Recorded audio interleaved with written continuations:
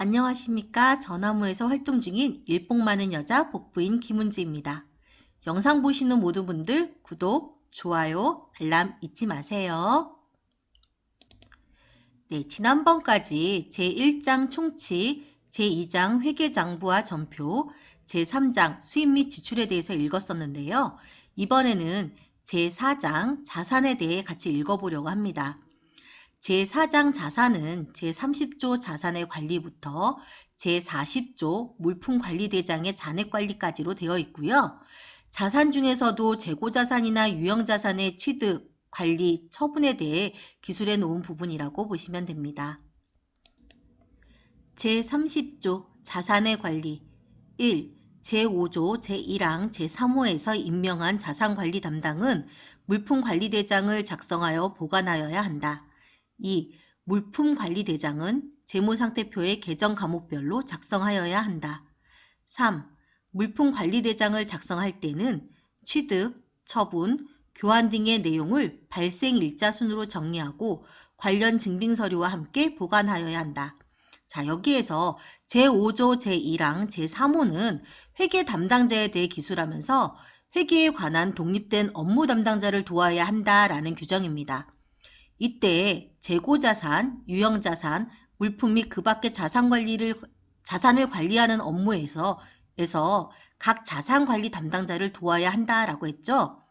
그러면서 물품관리대장 또는 재무상태표의 계정 과목별로 작성 관리하여야 한다는 거죠. 수선용 자재라던가 음식물 카드, 주차 카드 등은 저장품 또는 재고자산으로 회계 처리하고 이 계정들은 별도의 관리대장을 작성하여야 한다는 겁니다. 제31조 재고자산의 범위 재고자산은 다음 각호에 해당하는 물품을 말한다. 연료용 유류, 소비성 공구, 수선용 자재, 보일러 첨관제 등 재고약품, 그 밖의 재고물품. 이 규정에서는 재고자산의 종류에 대해 기술된 부분입니다. 공동주택 관리를 위한 저장품을 말하고요. 올바른 회계 처리는 모든 재고자산들을 저장품이나 재고자산으로 회계 처리하고 사용할 때 해당 사용분에 대해서 비용으로 인식시켜야 한다라는 내용이에요. 제32조 재고자산의 장부금액 결정 1. 재고자산의 장부금액은 취득원가로 한다. 2. 재고자산의 취득원가는 매입원가로서 다음 각호의 합계로 한다. 취득에 직접적으로 관련된 원가, 정상적으로 발생한 기타 원가. 3. 매입과 관련된 할인, 애누리 및 그 밖의 유사한 항목은 매입원가에서 차감한다. 이 재고자산의 취득원가는 구입가뿐만 아니라 구입하면서 발생된 운송비 등도 포함한다는 거고요. 만약 어떤 사건으로 인해서 물품을 애누리 받거나 할인받았을 경우에도 이를 취득원가에 적용시켜야 한다는 거예요. 그래서 애누리나 할인받은 부분을 잡수입 처리한다던가 물품 구입하면서 발생된 운반비를 우편료 또는 잡비 처리하는 게 아니라 취득원가에 포함하여야 한다는 거예요. 자, 여기 보면 예를 들면은 정가 120원짜리 재고자산 매입할 때 운송비 30원이 소요가 되었다라고 하면은 정가 120원과 운송비 30원을 더한 150원이 장부가액이 됩니다. 그리고 정가 120원짜리 재고자산을 매입하면서 운송비 30의 소요가 되었고 파손 등의 이유로 20을 애누리를 했어요. 이렇게 되면은 정가 120원에서 매입 운송비 30은 더해주고 파손 등의 이유로 애누리된 20은 빼준 130원이 장부가액이 됩니다. 제33조 재고자산의 관리 1. 재고자산은 적정 수준을 정하여 관리의 합리화를 도모하여야 한다. 2. 재고자산의 입고 및 출고에 관한 기록은 특별한 경우를 제외하고는 계속기록법에 따른다. 3. 재고자산의 출고 가격 선정은 선입선출법 또는 평균법에 따르되 계속성을 유지하여야 한다. 이 계속기록법이라는 것은 재고자산의 수량을 결정하는 방법 중에 하나인데요. 사건이 발생할 때마다 그때 장부에 기록하는 것을 말합니다. 이와 반대로 일정 시점, 즉 매월 말이라던가 매 연말에 재고조사를 실시해서 남아있는 재고량을 장부상에 기록하는 실지재고조사법이라는 것이 있는데요. 이는 그러니까 제조회사에서 특정 재고자산을 여러 공정에 사용할 때 계속기록법으로 기록하기 어렵잖아요. 이때 채택하는 방법이에요. 이는 이제 상식으로만 알고 계시고 아파트에서는 계속기록법으로 기록해야 한다라고 규정하고 있죠. 재고자산의 출고 가격을 선입선출법 또는 평균법으로 한다라고 했었잖아요. 그래서 선입선출법과 평균법이 어떻게 출고 가격을 정해서 장부에 기재하는지 이제 간단하게 알아보려고 해요. 우선은 여기 보시는 표에 마찬가지로 이 부분은 개당 1,000원에 구입한 재고자산이 10개 남아있다라고 했을 때는 2월 되는 분괴는 없어요. 근데 선입선출법이라는 것은 먼저 입고된 것부터 순차적으로 출고되는 것을 간주하고 출고 단가를 결정하는 걸 얘기하고요. 평균법이라고 하는 것은 매입 시마다 그 구입 수량과 금액을 앞의 잔액에 가산하여 새로운 평균 단가를 산정하여 출고 단가를 결정을 합니다. 그래서 여기 보시면 두 번째, 재고자산 20개를 개당 150원에 구입을 했다. 그럼 선입선출법이나 평균법 같은 경우는 구입했을 때 분계는 똑같아요. 재고자산 3,000원, 재예금 3,000원. 그러나 문제는 재고자산을 사용을 했을 때 이 출고 가격은 선입선출법과 평균법이 달라요. 보시면 재고자산 20개를 관리비용으로 사용하였다라고 했을 때 선입선출법은 먼저 입고된 거 요거랑 요거 요렇게 먼저를 갖다가 출고를 하는 걸 말해요. 그래서 보시면 100원짜리 10개와 150원짜리 10개 이렇게 해서 관리비용 2,500원, 재고자산 2,500원에서 장부상에서는 2,500원을 빠져요. 그러나 평균법은요. 보시면 알겠지만 평균 단가를 내서 그 금액을 장부가에서 빼주는 걸 얘기를 해요. 그래서 보시면은 자 여기에서 이제 20개를 뺄 거예요. 그러다 보면은 기존에 있는 거 자 30개 갖다가 재고가 있네요. 30개 재고는 100원짜리 10개와 150원짜리 20개가 30개가 있는 거예요. 그래서 100원짜리 10개, 150원짜리 20개를 30으로 나눴을 때의 단가가 자 133원 33전이에요. 자 출고는 20개를 했잖아요. 그래서 133원 33전을 이제 20개를 곱해주면은 여기에서의 장부가 같은 경우는 2,667원이 됩니다. 만약에 여기에서 추가로 갖다가 15개를 다시 뺐다, 또 사용을 했다라고 했을 때 이 평균법은 어떻게 되느냐? 지금 현재 보시면은 2,667원이 4,000원에서 이 금액만큼이 지금 현재 차감되어 있는 상태잖아요. 그래서 1,333원이 남아있는 거에서 자, 요 금액을 구입을 했다라고 했을 때 자, 6,000원이 더 플러스가 되어 있잖아요. 그래서 총 7,333원을 40개로 나누면 183.325원이 돼요. 자, 여기서 15개를 사용을 했다라고 하면은 15개 곱하기 183.325원 해서 그때의 그러니까 장부가가 장부로 재고자산을 갖다가 털어줘야 되는 가격이 2,750원이 됩니다. 이런 식으로 평균 어떤 것을 적용하든지는 각 공동주택에서 택해서 처리할 부분입니다만은 평균법으로 적용을 했다 그러면 끝까지 평균법으로 계속해서 적용을 해야 합니다. 중도에 바꾼다는 거는 안 된다는 거죠. 왜? 회계는 계속성을 계속 강조하고 있기 때문이죠. 자, 우리는 이렇게 복잡한 평균법보다는 선입선출법으로 처리하는 공동주택이 대다수입니다. 제34조 유형자산의 취득. 관리주체가 승인된 예산 외의 유형자산을 취득하고자 하는 경우에는 입주자 대표회의의 승인을 받아야 한다. 2. 제1항의 승인을 요청한 때에는 다음 각호의 사항을 기록한 문서를 붙여야 한다. 1.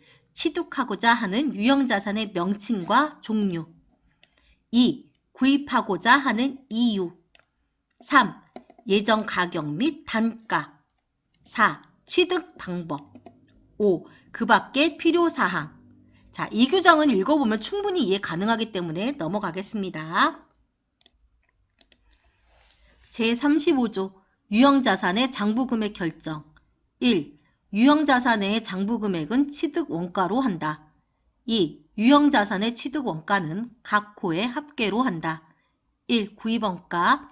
2. 관리주체가 의도하는 방식으로 자산을 가동하는데 필요한 장소와 상태에 이르게 하는데 직접 관련된 원가.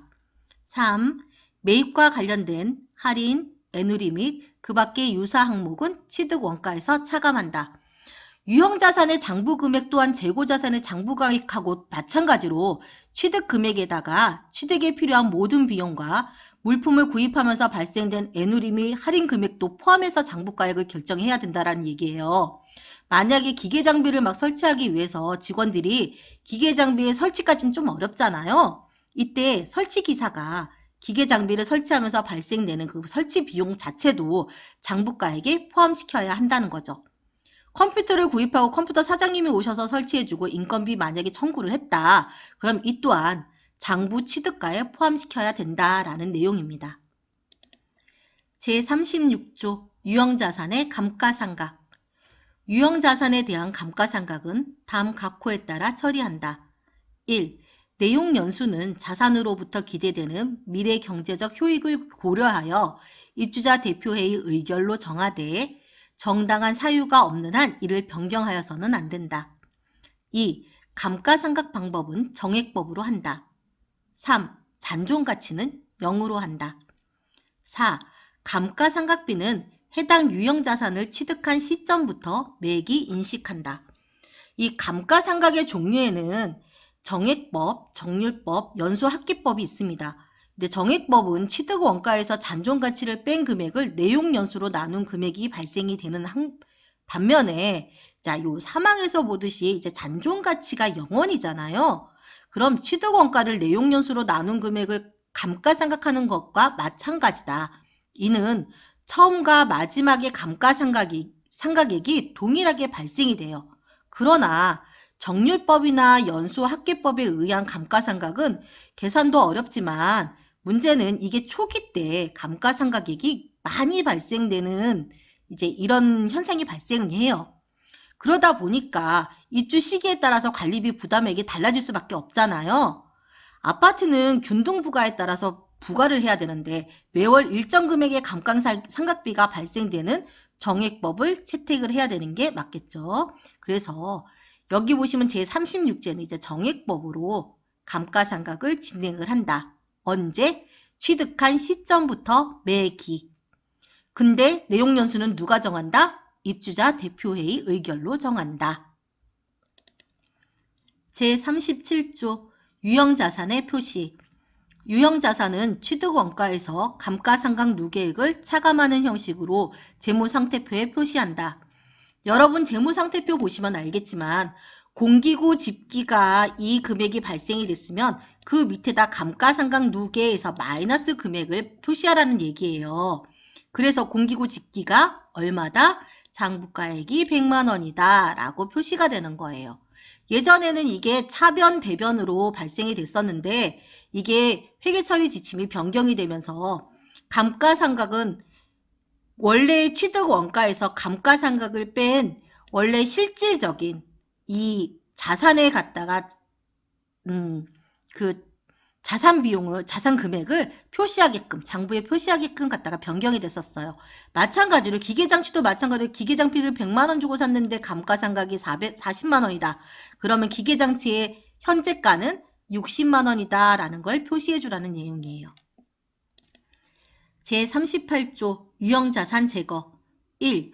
유형자산을 처분하거나 영구적으로 폐기하여 미래 경제적 효익을 기대할 수 없게 될 때에는 재무상태표에서 제거한다. 2. 유형자산의 폐기 또는 처분으로 발생하는 손익은 처분 금액과 장부 금액의 차액으로 결정하며 운영성과표에서 당기 손익으로 인식한다. 이거는 유형자산을 갖다 처분을 했을 때 만약에 이익이나 손실이 발생이 됐을 때는 당기손익으로 인식을 하라라는 내용이에요. 예를 들어서 유형자산을 150만 원짜리 유형자산이 감가상각한 게 100만 원이에요.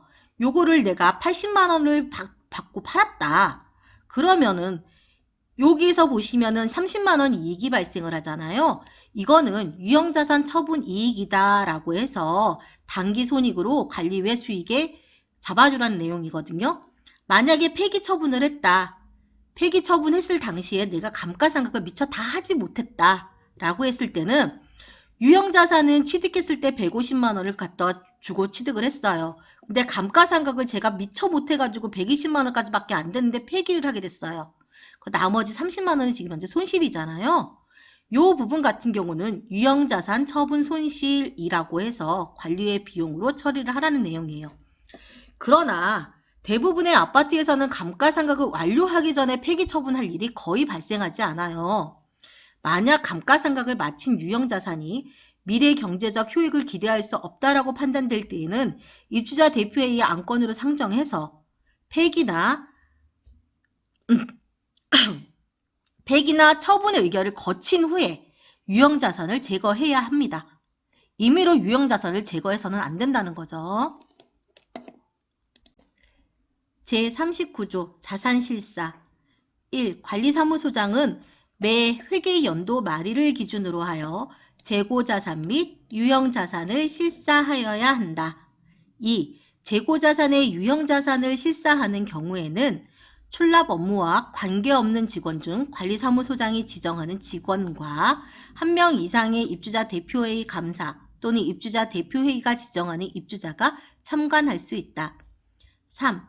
관리사무소장은 자산출납부의 자산실사일자, 자산실사 참여자, 자산실사 등의 자산실사 내용을 기록 보관하여야 한다. 제40조 물품관리대장의 잔액관리 1. 자산관리 담당자는 매월 마감 시점에 장부산 재고자산 잔액과 재고자산 관리대장상의 잔액이 일치하도록 관리하여야 한다. 2. 자산관리 담당자는 매년 마감 시점에 장부상 유형자산 잔액과 유형자산 관리대장상의 잔액이 일치하도록 하여야 한다. 예, 물품관리대장은 보시면 재고자산 및 유형자산의 자산관리대장하고 재고자산 및 유형자산의 장부상 가액이 항상 일치하도록 확인을 해야 돼요. 매월 일치 여부를 확인해야 되는 건 재고자산, 매년 일치 여부를 확인해야 되는 건 재고자산과 유형자산입니다.